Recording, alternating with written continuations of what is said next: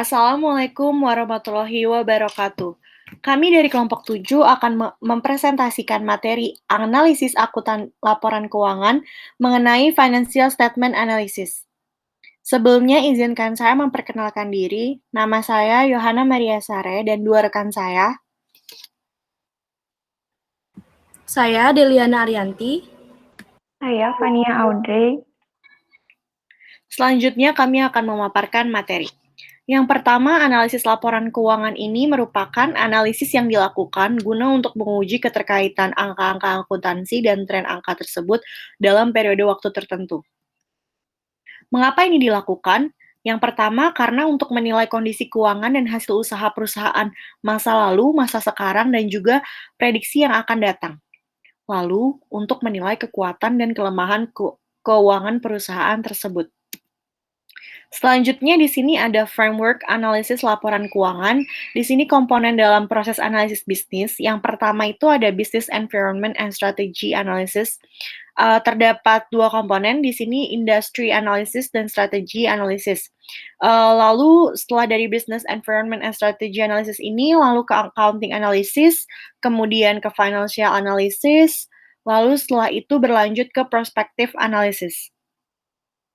Selanjutnya, di sini ada faktor yang menentukan profitabilitas. Yang pertama ini ada 5 faktor. Yang pertama itu rivalry among existing firm. Terus yang kedua itu ada trade of new entrants. Yang ketiga ada trade of substitutes product. Yang keempat ada bargaining power of buyers. Dan yang kelima ini ada bargaining power of suppliers. Selanjutnya ada analisis keuangan atau financial analysis. Di sini tuh proses untuk mengevaluasi posisi keuangan dan kinerja dengan menggunakan laporan keuangan. Analisis profitabilitas ini bertujuan untuk mengevaluasi pengembalian investasi, lalu analisis risiko ini untuk mengevaluasi risiko dan kemampuan membayar, dan juga analisis arus kas ini untuk mengevaluasi sumber dan penggunaan dana. Di sini alat yang digunakan ini ada analisis rasio, analisis arus kas, ini untuk memunculkan risiko akuntansi.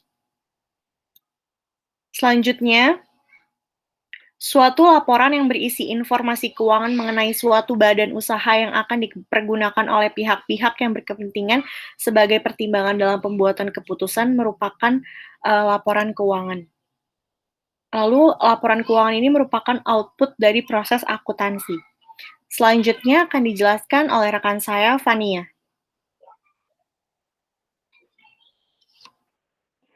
Selanjutnya ada laporan keuangan. Jenis-jenis laporan keuangan itu yang pertama ada laporan posisi keuangan atau neraca. Yang kedua ada laporan laba rugi dan penghasilan komprehensif lain. Yang ketiga ada laporan perubahan modal. Yang keempat ada laporan arus kas. Dan yang kelima ada catatan atas laporan keuangan. Laporan keuangan disusun berdasarkan prinsip akuntansi yang berlaku umum. Lalu untuk memastikan kesesuaian laporan keuangan dengan standar, yaitu auditor memeriksa laporan keuangan dan mengeluarkan opini. Yang ketiga adalah laporan manajemen. Laporan keuangan merupakan laporan keuangan tanggung jawab manajer.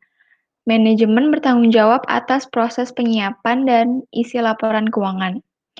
Perusahaan juga mengelola sistem pengendalian internal untuk menjaga pencatatan akuntansi yang akurat dan aset yang dimiliki perusahaan.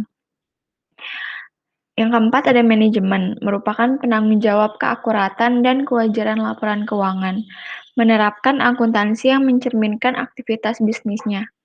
Dalam akuntansi terdapat diskresi manajemen, dan banyak melakukan lobby dalam penyusunan standar. Selanjutnya ada audit laporan keuangan. Bank, Bapepam, dan regulator yang lain menginginkan laporan audit. Auditor adalah memberikan opini kewajaran laporan keuangan sesuai dengan standar akuntansi yang berlaku umum. Selanjutnya, auditor tidak memberikan opini atas hasil kinerja perusahaan.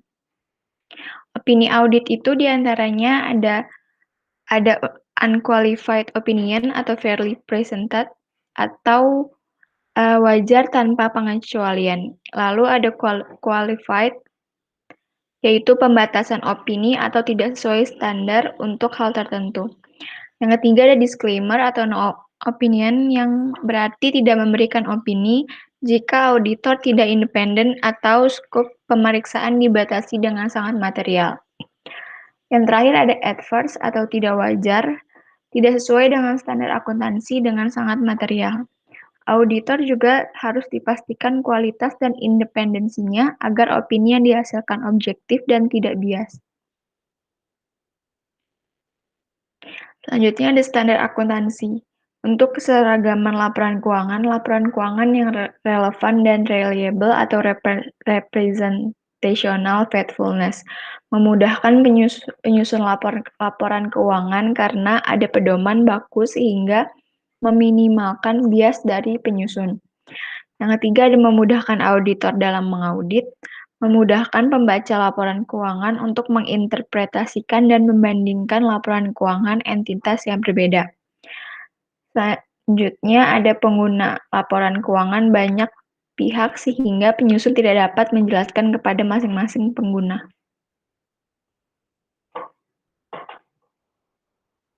Tujuan laporan keuangan. Laporan keuangan adalah suatu penyajian terstruktur dari posisi keuangan dan kinerja keuangan suatu entitas.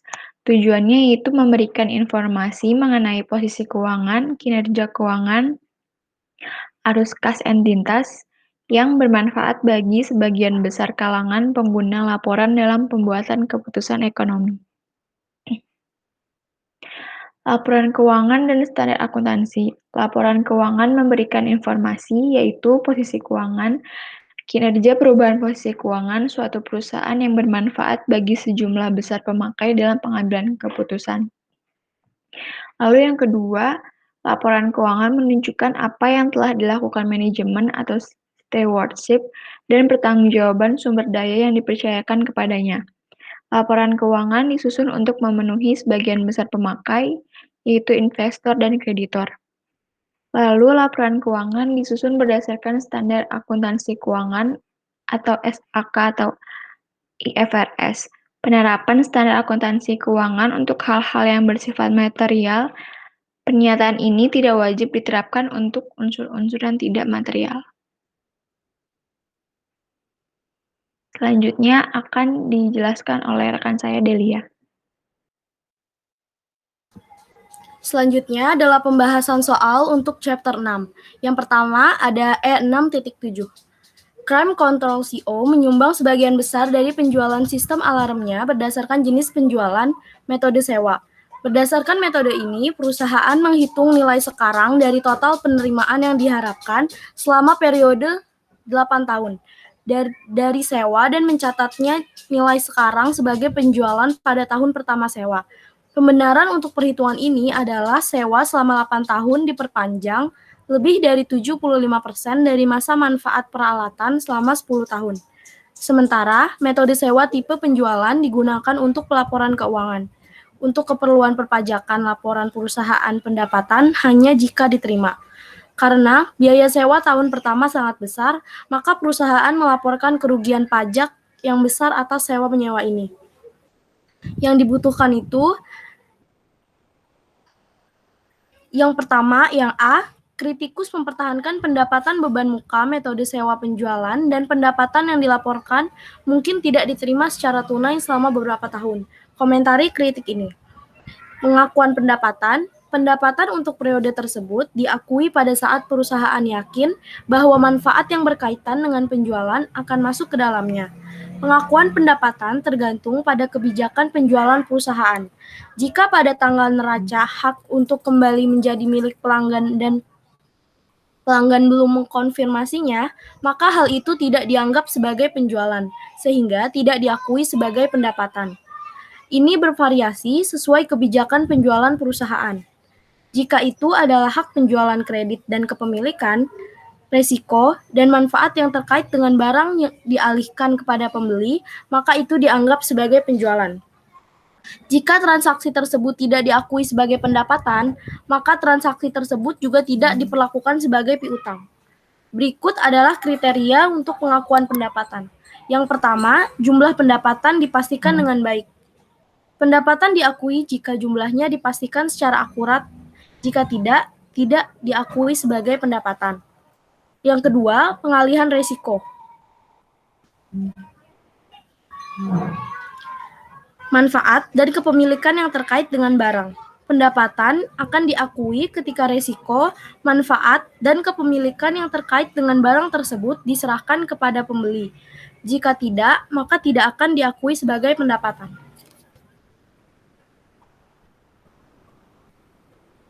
Selanjutnya yang B, akankah pendapatan pelaporan keuangan ditingkatkan dari keuntungan pajak perusahaan?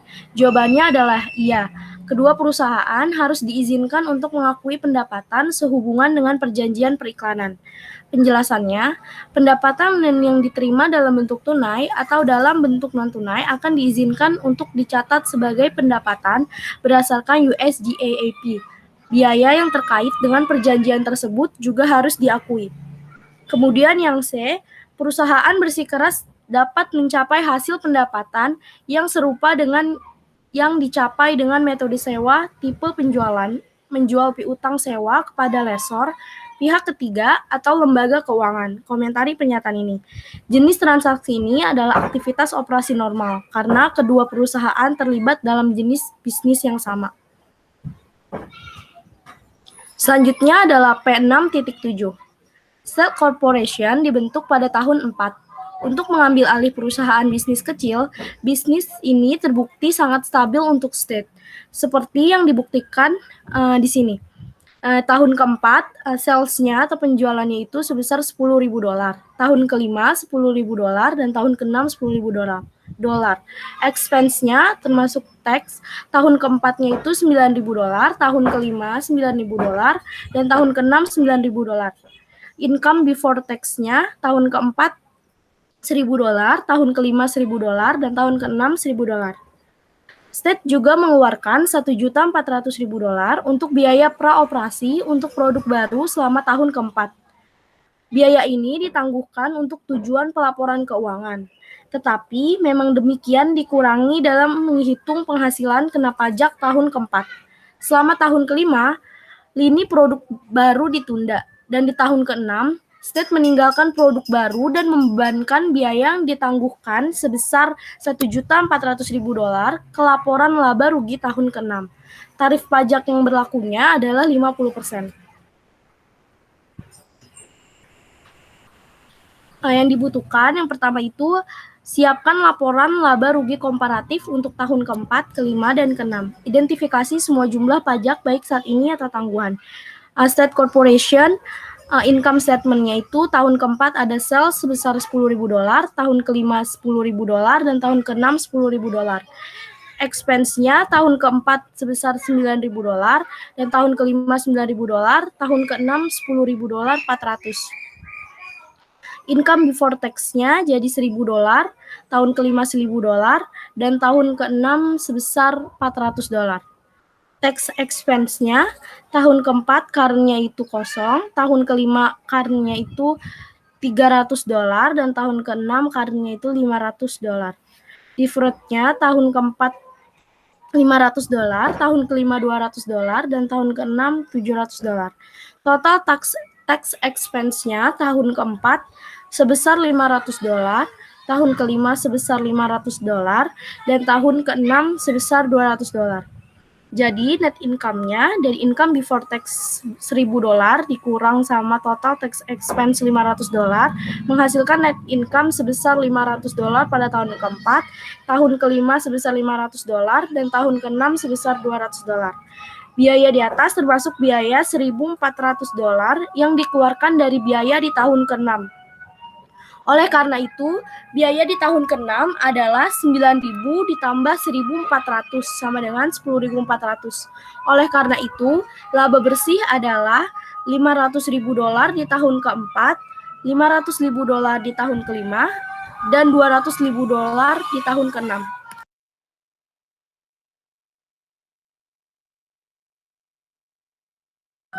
Selanjutnya yang B, Hitung hutang pajak kini dan tangguhan untuk neraca untuk masing-masing tahun keempat, kelima, dan keenam.